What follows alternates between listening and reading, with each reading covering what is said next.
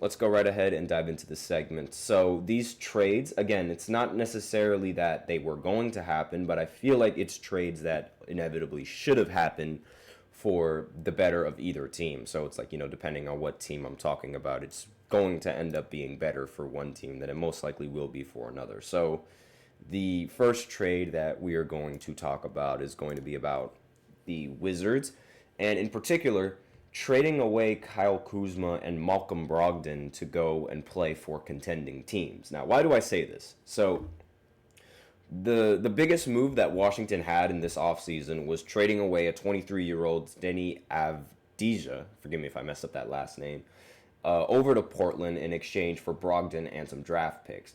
The Wizards also ended up acquiring the veteran center Jonas Valanciunas, and they still have Kyle Kuzma. So why should this trade happen? This is because I feel like the Wizards are sort of at a point where they should be getting younger and selling off veteran players in order to acquire draft capital and upcoming talent in the NBA. I don't think they should be getting older, but here they are making moves that make the roster full of veterans. And I understand, like the roster is relatively young and they do need some vets, but still I feel like they should be getting even younger than what they are already. They're only going to get older with Kyle Kuzma and Jordan Poole in the roster. And again, you can easily get rid of some of these players in exchange for some draft capital. And Brogdon, he's 31 years old, and he already spent all of last season with the Portland Trailblazers trying to rebuild after the following Drew Holiday and Damian Lillard trades that inevitably saw him leave all of his teams. And so Kuzma, he's 29 years old, and right now in the prime of his career, averaging 22 points per game, 6 rebounds, and 4.2 assists. And the Wizards should have sent Brogdon away this summer to a contending team in exchange for some draft capital, because what real use do they need Brogdon for? What exactly is he going to accomplish with this team? This team already has low expectations. Having Brogdon on the team isn't going to increase the expectations at all. So the fact that they have low expectations, they were one of the worst teams last year. In fact, in my opinion, they were worse than the Pistons last year. Again, that's a pretty bold take, but it's not like it's unfeasible that they would be worse than the Pistons, because in my opinion, they really are. And he's also going to be sidelined following a thumb surgery towards this offseason. Kuzma should have been worth a future first-round pick, preferably the one that's upcoming in 2025. And Washington should have held on to Brogdon and moved their vets instead. And it's really it genuinely just doesn't make sense that they're still holding on to Kuzma when Kuzma's just wasting his time over there. It's sort of it's a similar situation with Tobias Harris when he was on, I believe it was the Clippers at one point, and then once he ended up getting traded over to 76ers. It didn't turn out all that well with the 76ers, but the Clippers did have the right idea in exchanging some draft capital and trying to acquire some younger talent in the trade with Tobias. But could it still work?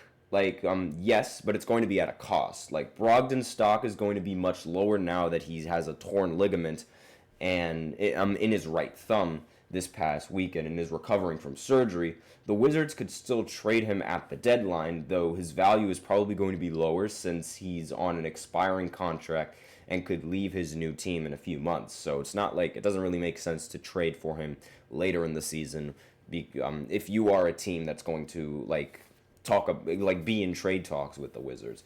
And Kuzma is going to be in a lot of trade rumors coming up to the February 6th deadline, I have no doubt.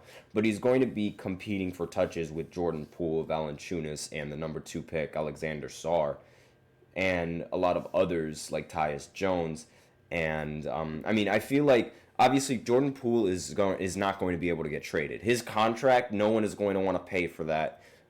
Especially now with the second apron, and nobody's going to even want to spend all that money on a mediocre guard. Less than mediocre guard. I'm sorry, Jordan Poole's shot selection is one of the worst I've seen. It's arguably worse than Kobe Bryant, and Kobe Bryant took some very, very, very questionable shots. But he could do that because he's Kobe Bryant. Jordan Poole, on the other hand, no. Now, Next trade, the Pelicans. I feel like the Pelicans should have traded away Brandon Ingram over in this offseason in exchange for a starting center. This has been a very popular problem for the Pelicans. I mean, now that now that they let Valanciunas walk in free agency, they're in need of a center. And they don't have one, and you kind of need a decent enough rim protecting center in this league, and it's not like Brandon Ingram has had as big of an impact on the Pelicans as I would expect. I really expected him to take a leap in not just efficiency but also production, and he did. He is producing at a pretty solid rate, but again, I feel like it could have been a little bit better. Now, according to Chris Herring, it was no secret around the league that New Orleans was reluctant to give Ingram a max extension and made the one-time All-Star available this summer. And an Ingram starting center trade swap it makes a lot of sense given that Valanciunas left to the Wizards and the Pelicans had to use Daniel Tice as a starter in their first preseason game. Now, New Orleans, they still need to work on an extension with Trey Murphy as well, and it doesn't have an ownership group that's willing to pay all that luxury tax. So the situation is really it hasn't been settled yet. So could this still work? Could this trade still happen? There is a chance that Ingram gets out to a strong start, begins to shoot more threes, and increases his overall stock in trade talks. And the Atlanta Hawks want to move Clint Capella as well. And if Onyeka Okongwu looks ready to take over, then I wouldn't be surprised if they want to get rid of Clint Capella. And Nick Claxton is also an option, from the Brooklyn Nets. He will become trade eligible in December 15th. So there are options available for the Pelicans if they're willing to do a mid-season trade and try to acquire a center. And it's also worth keeping an eye on Miles Turner as he enters into the final year of his contract with the Indiana Pacers, a team that is already paying two players a max contract. So maybe this is just, a waiting game for the Pelicans. Next, this is probably no one is shocked about this one, but Zach LaVine being traded away. And I feel like he probably should have been traded to the Clippers. They do seem like the team that is in need of a shooting guard that can score. They do have Harden, but Harden is nowhere near the same kind of player that he was previously. And Kawhi Leonard is still recovering from his injury. So, obviously, following the Paul George signing with Philadelphia, the Clippers have been in need of a spark to give this franchise some sort of hopes of a playoff run. And now with Kawhi Leonard possibly missing the beginning of the season following another procedure on his knee, which is a very big problem for him, by the way, they can't really rely on the 35-year-old James Harden to carry an offense by himself. This isn't Houston Harden anyway. So LaVine is healthy and played in the Chicago Bulls' first preseason game, but at age 29, he doesn't fit a rebuilding franchise that just swapped Alex Caruso for Josh Giddey. So he's also 2 years removed from his last All-Star game, and I feel like he would bring a lot of needed change to the Clippers, to a team that needs to win, given that OKC have the rights to their pick swap in 2025 in the first round. So they definitely need to win. Otherwise, if they end up fizzling out and losing, the Clippers might get a higher pick in the 2025 draft, thus making the Oklahoma City Thunder that much better. And could this trade still work out? Of course it could still work out. But is it going to? No. For some reason, this Chicago Bulls team, they always say they are going to trade Zach LaVine, and they end up not trading Zach LaVine. It does not make any sense. So the quickest way to reach a Zach LaVine's $43 million salary number is by combining the contracts of Norman Powell, PJ Tucker, and Terrence Mann if you are the Clippers. And Mann recently signed a 3-year, $47 million extension, which means he's no longer eligible to be traded until the 2025 offseason. Los Angeles can try to get to cobble up more salaries together, but players like Derrick Jones Jr., $9.5 million, and Batum, $4.6 million, can't be traded until December 15th after signing with the Clippers in free agency. So this is a trade that could be executed in a few months, but would be nearly impossible to pull off at the moment. But again, it is possible, just very, very unlikely. Now, the next player, Lauri Markkanen, And he was in trade talks. A lot of Warriors fans were expecting they were going to get Lauri Markkanen in the trade. And, I mean, he should have been the biggest name on the trade market had the Utah Jazz decided to make him available. And there were a lot of people that really wanted Lauri Markkanen. It did seem like the Warriors did have the best chance, and he would fit that system rather well. Now, this is also the perfect time for the Jazz to dive headfirst into a rebuild and a shot at a top draft pick in a loaded 2025 class.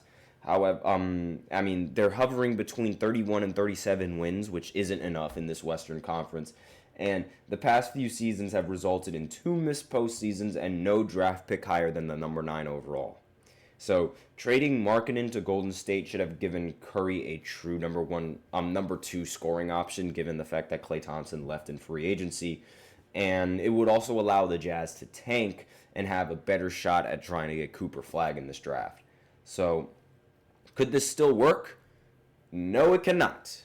Lauri Markkanen ended up agreeing to a 5-year, $238 million contract and an extension that added $24 million in the salary for this season alone. So there's absolutely no way that the Golden State Warriors will even be able to have enough cap space without needing to pay off that second apron luxury tax. And that's something that a lot of owners aren't going to want to do. And the Warriors aren't going to bother trying to do that for a player like Lauri Markkanen. So they missed their window of opportunity for that to happen. It seems like Utah is going to be stuck with Lauri for a couple of years. And I don't know if that's going to spell good news or bad news for this team. And finally, we have a Lakers trade. And I mean, the most realistic option that I could see for the Lakers trading is between either Trae Young or somebody like LaMelo Ball. Basically, a point guard, and a very solid point guard at that. And, like, this trade should have happened because the Lakers, they lacked any activity in the offseason. They did absolutely nothing in the offseason. And running it back with the same roster isn't really that ideal if you are the Lakers. I mean, like, yes, you do have a new coach, so maybe this new coach can implement new things and bring spark to this offense that previously wasn't there in the last few seasons. But honestly, like, it's really just, I mean, the lack of doing anything from the Lakers is very appalling. Running it back with the same roster, minus Taurean Prince, Spencer Dinwiddie, along with and adding Dalton Knecht and Bronny James, that loss in the first round of the playoffs when LeBron James is about to turn 40 doesn't really bode well for the Lakers' title chances this season. And, trading for a guard that is, a pretty solid option, it makes sense. Could this still work? I mean, with LaMelo Ball, it could totally work. But with Trae Young, I don't really think it's going to work. And I don't think that the Atlanta Hawks are going to really give up Trae Young that easily. And especially now that it seems like Zachary, the rookie that they acquired as the first overall pick in the draft, he's showed out in the last preseason game. So if everything falls into place, then maybe Trae Young is going to stay on the roster. But Charlotte's front office, they drafted LaMelo Ball, and like the front office that drafted him is no longer in place. And if the franchise gets off to a rough start, there might be some incentive to trade the point guard in an attempt to get a number 1 pick in a loaded 2025 draft. And the Lakers, they could offer him D'Angelo Russell's expiring contract, future first-round picks, and more in the deal for LaMelo. And that would probably provide a lot of spark on this team. And, I mean, let's face it, LaMelo throwing lobs to LeBron, that would be awesome. But I also think that maybe LeBron is in his head like, I already played with a ball brother. I don't want to play with another one. But who knows what the thought process is. So that's all that I have for the second segment. So now we will go ahead and go into the third segment where I talk about some NBA stars who are going to be under the most pressure in this season in the NBA. So I'll be right back after this short break. Be sure to stay tuned. Looking for your daily fix of sports talk without having to pay for it?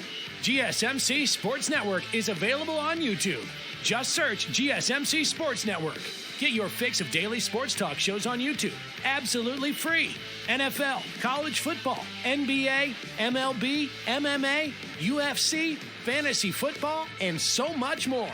GSMC Sports Network has shows running all day long, with new sports shows starting every 2 hours. Just like on your favorite cable sports channel, except GSMC Sports Network is absolutely free. Just search GSMC Sports Network on YouTube to catch one of your new favorite shows, like the GSMC College Football Podcast, Chip Shot Football Podcast, Hoops and Heels Women's Sports Podcast, GSMC Basketball Podcast, and so many more. Check it out for yourself. GSMC Sports Network, now available on YouTube absolutely free. Search GSMC Sports Network on YouTube right now.